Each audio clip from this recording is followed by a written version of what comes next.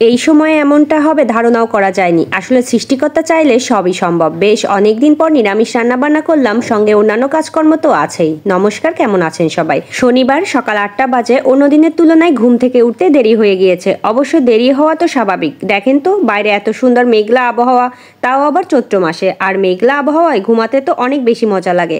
Fresh হয়ে রান্নাঘরে এসে মেয়ের জন্য সেরেলাক রান্না করে নিলাম আর আমাদের জন্য ভর্তা ভাত বসালাম।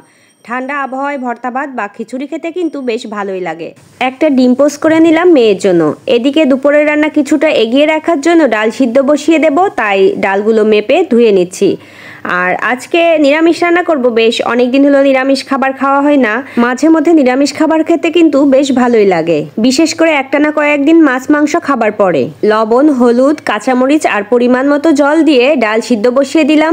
ডাল সিদ্ধ বসিয়ে দিয়ে এদিকে লাউ কেটে নিয়েছি ঘন্ট রান্নার জন্য। কুমড়ো ভাজি হবে আর সজনে ডাঁটাগুলো ডালের মধ্যে দেব। দুপুরের রান্না সবকিছু গোছগাছ করে রেখে এসে বেডরুমটা গুছিয়ে নিচ্ছি। খুবই খারাপ অবস্থা হয়েছিল। মেয়ে আর তার বাবা যেখানে থাকবে সেখানেই এই অবস্থা।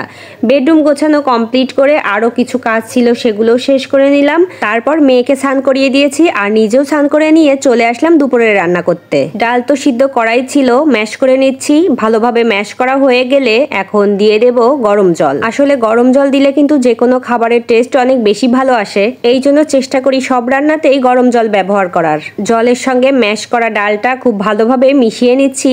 এরপরে দিয়ে দেব সজনে ডাঁটাগুলো। সজনে ডাঁটা দিয়ে মটর ডাল আসলে অনেক মজার একটা খাবার।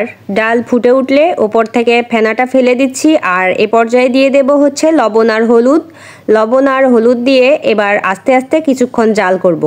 এখন তো চৈত্র মাস চলে আর এই চৈত্র মাসে ভর দুপুরবেলা রান্না করা কি যে কষ্টের কাজ, কিন্তু আজ কয়েকদিনের এত সুন্দর আবহাওয়া, রান্না করে অনেকটা শান্তি হচ্ছে।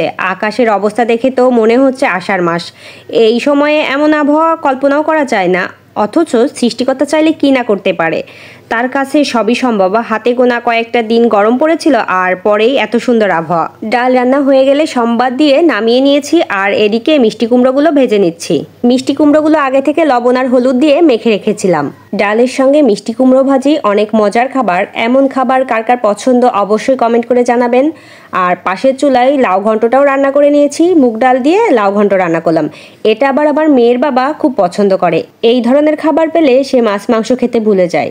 এই তো আজকের মতো রান্নাবান্না কমপ্লিট। রান্না শেষ করতেই দুপুরের খাবার টাইমও হয়ে গিয়েছে।